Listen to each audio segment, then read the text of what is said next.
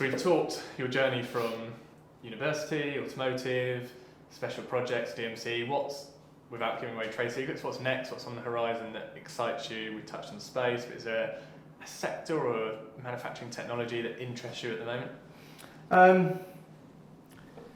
That is a difficult question because although we do have a plan,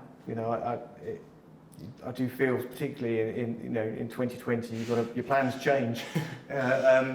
With the DMC, as I say, I want to see it grow, and I want to be part of that growth, and I want to see lots of new technology being adopted through that facility, and I want us to be innovative and challenging, and supplying sectors that we haven't supplied as a business before. Space and aerospace, that's one. There's going to be lots of new technologies around additive and digital connectivity that we'll be able to bake into that facility in the future. I don't have any short-term retirement plans or walking away. I think as long as there's interesting technology to invest in and to be part of, and to collaborate with other SMEs and bring them on that journey, we want to be there, and I want to be part of that. And I guess that's perhaps one of the challenges I have as an individual is as the business starts to grow. We've got different people like Nigel coming in to run those facilities for me. I've got Henry running KWSP, so we've got 2 COOs placed now to look after those businesses, leaving me to be CEO and CTO of everything we do. I still struggle not to get my hands in and sort of mess around with it a bit.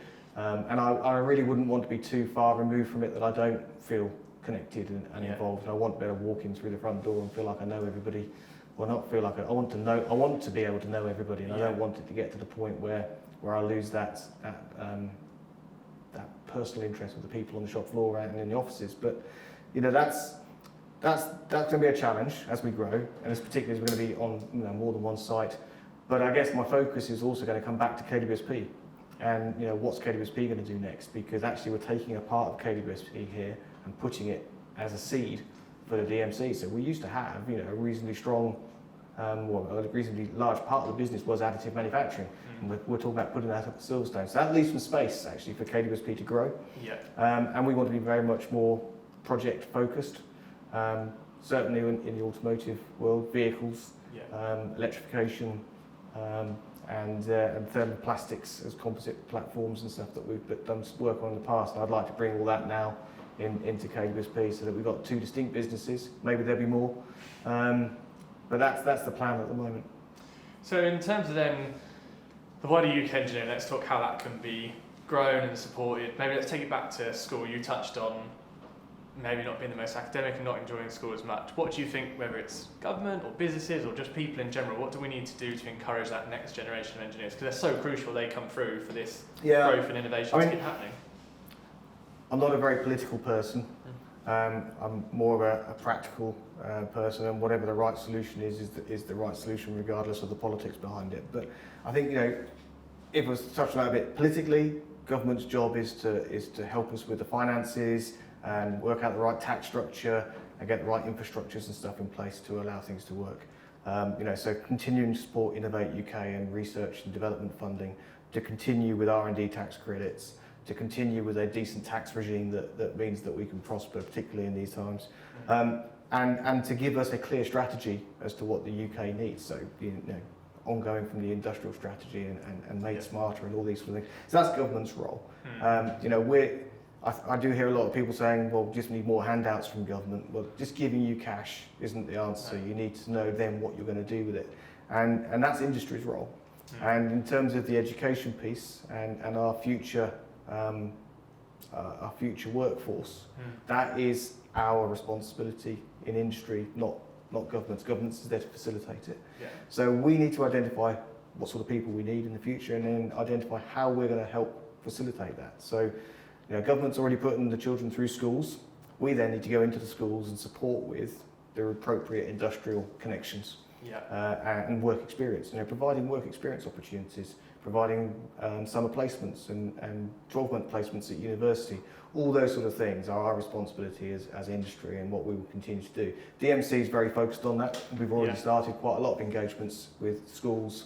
I did my first school assembly post-COVID about 3 weeks ago, and I did it in front of a computer and through Microsoft Teams, and we had something like 300 kids in front of that assembly, getting first-hand experience of what being an engineer is like. So we need to do more of that, and the DMC will be focused on trying to create that engagement, teaching young people what is possible in terms of their careers, how they can do it. The fact that you can work from home now, and you don't have to be in an office, the fact you don't have to be geographically close to where you're going to end up working, but also what the jobs might be, because actually an engineer includes software developers, software engineers, electronics engineers, controls engineers. You could be a rocket engineer, you could be a car engineer, you could be electric vehicles. There's so much stuff, and that's really, I'd like to, I guess if one of my answers to earlier question, what would I like to be continually doing? It's being able to create a business that I can point to and show young people and say, that's the sort of thing that you could be doing and being involved with. So I think it's really important. We spoke about before, I didn't come from a family that did engineering, had an interest, didn't go into engineering, didn't know it existed. And I think that education piece around the jobs that exist, you touched on it earlier and used the automotive example with the motorsport of people want to be an F1 driver, but actually there's hundreds of careers behind the scenes that involve you in going to races, circuits and everything else.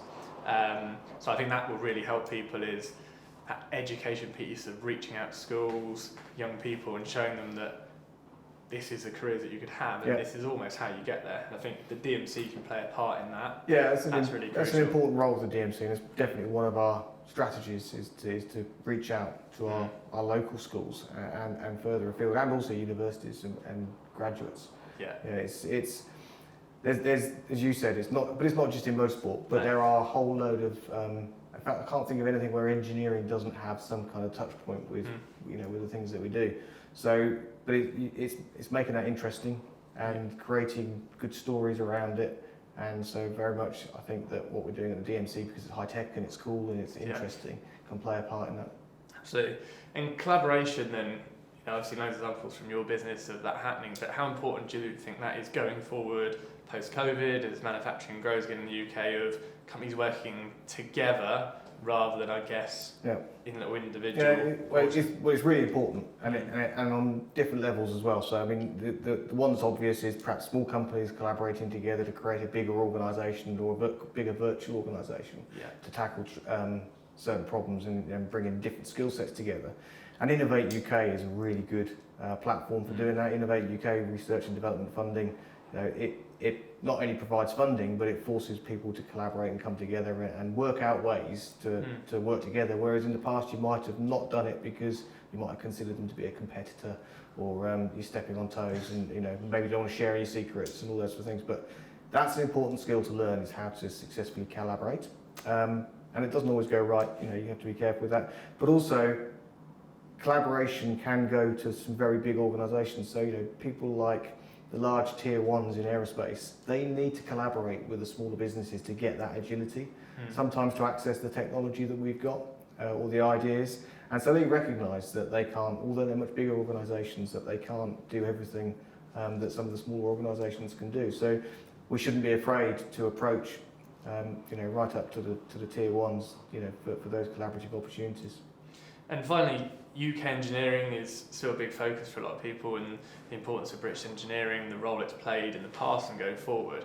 What do you think stands us apart from other countries in terms of our engineering capability?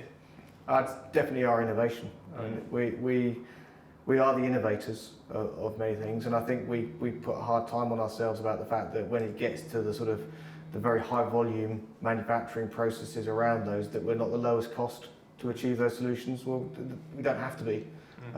As long as we're creating the technology and we're creating the high value stuff at the beginning, it's less of an issue.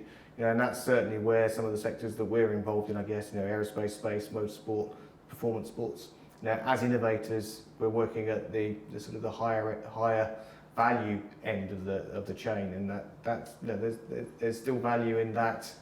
For the UK, we're a relatively small country, so we can't have large-scale manufacturing here of everything. But it's good that we're looking at manufacturing our own batteries here in the UK, and it's good that we're developing technologies around space and space launch and communications. So I think, the UK is in a really strong place.